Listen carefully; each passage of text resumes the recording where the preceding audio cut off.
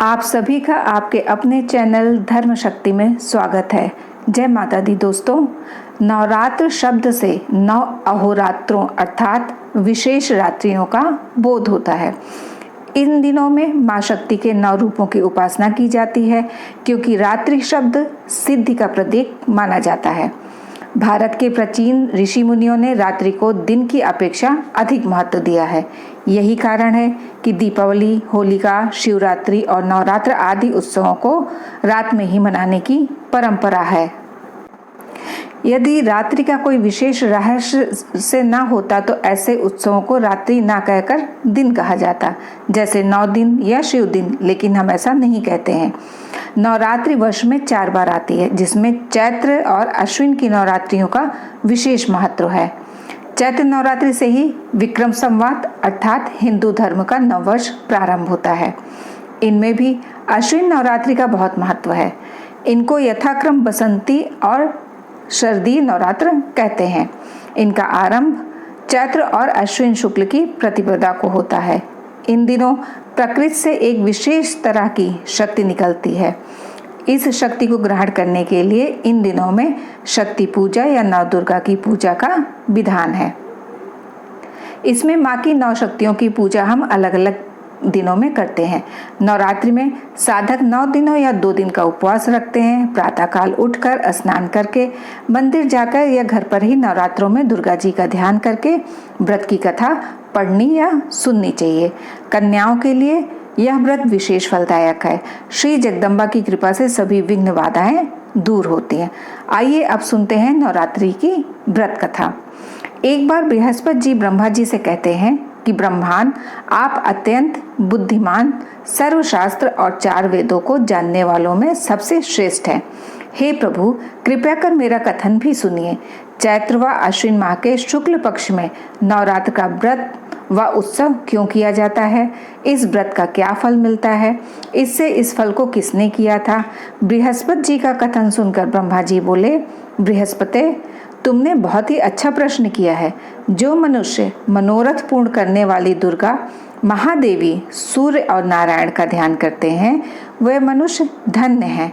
नवरात्र का यह पर्व संपूर्ण कामनाओं को पूरा करने वाला है।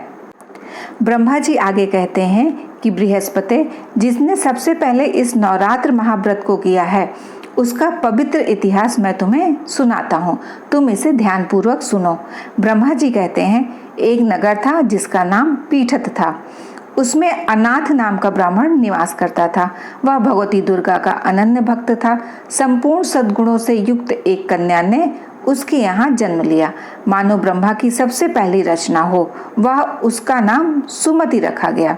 सुमति अपनी सहेलियों के साथ ऐसे बड़ी होने लगी जैसे शुक्ल पक्ष में चंद्रमा की कलाएं बढ़ रही हो।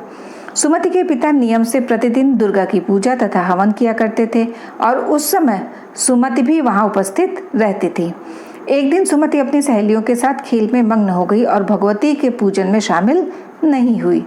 उसके पिता को सुमति पर बहुत क्रोध आया और क्रोध में आकर कहने लगे कि हे दुष्ट पुत्री, आज तुम भगवती के पूजा में शामिल नहीं हुई हो, इसलिए मैं तुम्हारा विवाह किसी कुष्ठी व दरिद्र मनुष्य से कर दूंगा।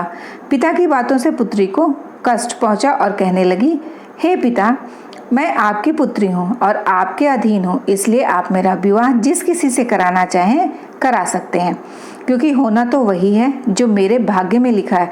मुझे तो भाग्य पर पूर्ण विश्वास है। सुमति कहती है कि मनुष्य कितने मनोरथों को पूरा करना चाहता है, लेकिन होता तो वही है जो भाग्य विधाता भाग्य में लिख कर देते हैं। जो जैसा कर्म करता है उसको फल भी उन कर्मों के अनुसार ही मिलते हैं। मनुष्य के हाथ में केवल कर्म करना लिखा है और उसका फल देना भगवान के हाथ में है। अपनी कन्या के मुख से ये निर्भयपूर्ण बातें सुनकर ब्राह्मण का क्रोध बढ़ गया और अपनी पुत्री का विवाह एक कुष्ठ रोगी से कर देता है और कहता है कि अब जाओ और अपने कर्म का फल भोगो। मैं भी देखता हूँ कि तुम भाग्य के भरोसे रहकर कैसे जीवन यापन करती हो।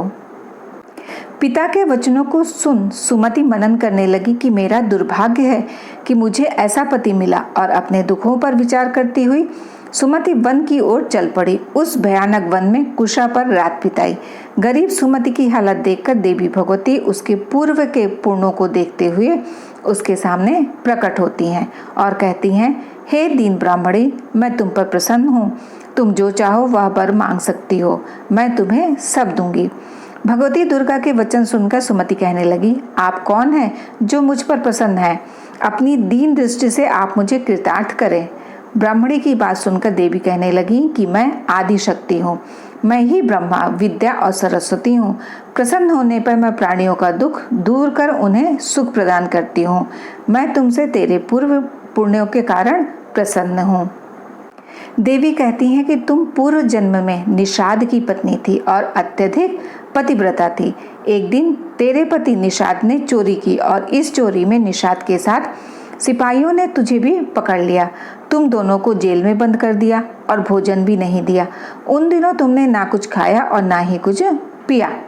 इस प्रकार 9 दिन तक नवरात्र का व्रत हो गया। भगवती बोली कि हे देवी, उन 9 दिनों के व्रत के प्रभाव से मैं प्रसन्न हूँ और तुम्हें मनोवांछित वस्तु दे रही हूँ।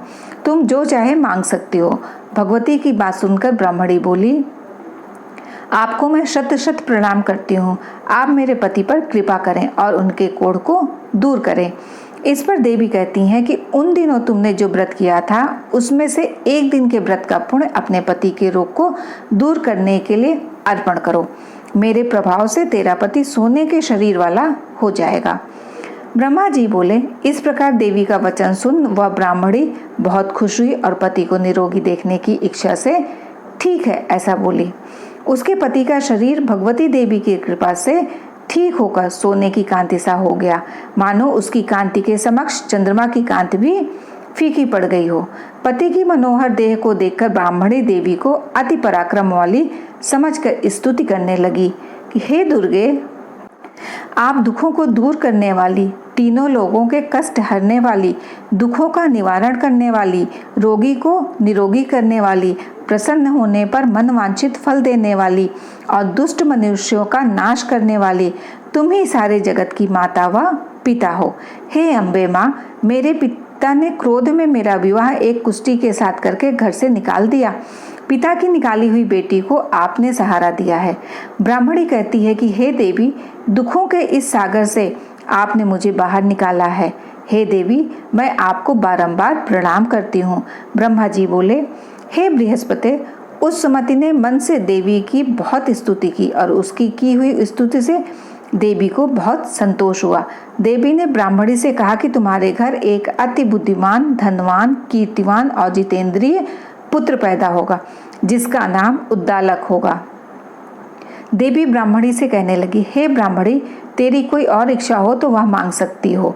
ब्राह्मणी कहती है कि हे माँ, आप अगर मुझसे प्रसन्न हैं तो आप मुझे नवरात्र करने की विधि सविस्तार बताइए। ब्राह्मणी के वचन सुनकर देवी कहती हैं, मैं तुम्हें संपूर्ण नाशों को दूर करने वाले नवरात्र व्रत की विधि बताती हूँ। देवी कहती हैं कि इसे ध्यान पूर्वक सुनो। अश्विन माह के शुक्ल पक्ष की प्रतिपदा से लेकर 9 दिन तक विधि पूर्वक व्रत करें। यदि दिन भर व्रत नहीं कर सकते हैं तो एक समय का भोजन करें। ब्राह्मणों से पूछकर घट स्थापना करें और वाटिका बनाकर उसको प्रतिदिन जल से सींचें। महाकाली, महालक्ष्मी और महासरस्वती की मूर्तियां बनाकर उनकी नित्य प्रतिविधि विधान से पूजा अर्चना करें। पुष्पों से आर्घ्य दें और बिजौरा के पुष्प से आर्घ्य देने पर रूप की प्राप्ति होती है। जायफल से कीर्ति, दाख से कार्य की सिद्धि होती है, आंवले से सुख व केले से भूषण की प्राप्ति होती है। फलों से आर्घ्य देकर विधि से हवन करें। खांड, घी, गेहूं, शहद, जौ, तिल, नारियल, बिंब, दाख व कदम्ब आदि सामग्रियों से हवन संपन्न करें।